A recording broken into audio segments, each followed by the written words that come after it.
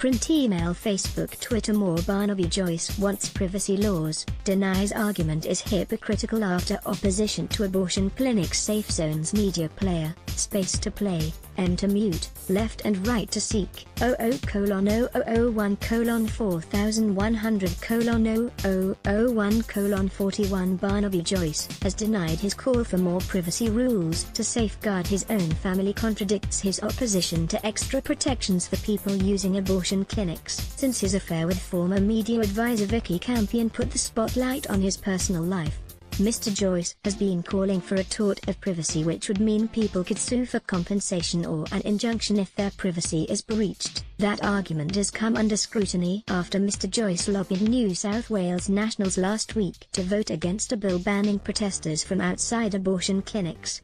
The bill, which punishes protesters who intimidate, harass or film people within 150 meters of clinics or hospitals providing terminations, passed, including with Nationals' support. Mr. Joyce told the Northern Daily Leader last week he did not condone women being harassed as they entered abortion clinics, but he also said he believed in free speech.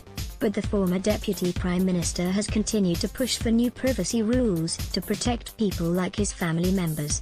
Mr. Joyce clashed with a photographer outside a church in Armadale over the weekend, then posted a video of the incident on social media. Photographer Guy Finley accused Mr. Joyce of threatening to punch him, but Mr. Joyce denied that and said others leaving the church also saw that he did not do it. He said as a public figure, he did not expect privacy, but argued that Ms. Campion and their son were private individuals who deserve a greater protection.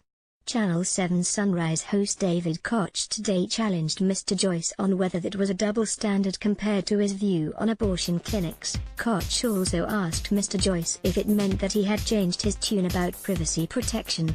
"No, people know my position, I've always been a pro-lifer," he told Channel 7. In 2014, the Law Reform Commission recommended a protection for serious invasions of privacy, but then Attorney General George Brandis rejected the move as an intrusion on personal freedoms. Mr. Joyce and Ms. Campion have complained about being hounded by media and having drones being flown over their house. "I expect to have to do interviews. That is my job, but private individuals, kids especially, should have greater protections than what they have got," Mr. Joyce said. Tort would offer better protection at abortion clinics.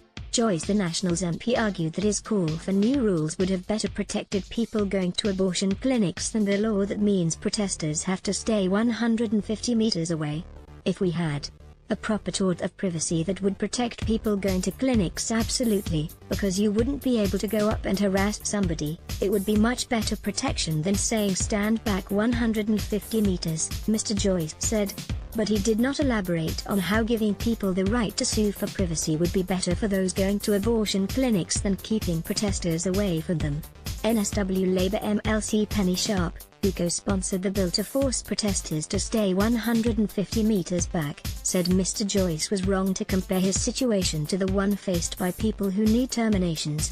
"The two things are not the same," she said. Ms. Sharp said his proposal would be a cumbersome process for people who just wanted to go to the doctor and move on with their lives rather than take on a legal battle. She said Mr. Joyce's situation was all of his own making. It was very hypocritical for him to have tried to convince his colleagues to refuse to protect women from harassment, Ms. Sharp said. Law Council President Maury Bales said privacy law as a concept in Australia was a bit nebulous, especially given there is no Bill of Rights to include a right to privacy. He said the Law Council's concern was mainly about the impact of national security legislation and surveillance laws on ordinary people's privacy. Mr. Joyce conceded he was feeling the strain of the controversy surrounding him. "Obviously there is a bit of pressure there and you would be foolish to say anything else," he said. "I can manage it over a period of time for myself, but obviously it is difficult trying to manage it for everyone else." Mr. Joyce was criticized by colleagues including Kelly O'Dwyer for doing a paid interview about his personal circumstances, and one of his state colleagues said he should quit politics. Print, email, Facebook, Twitter.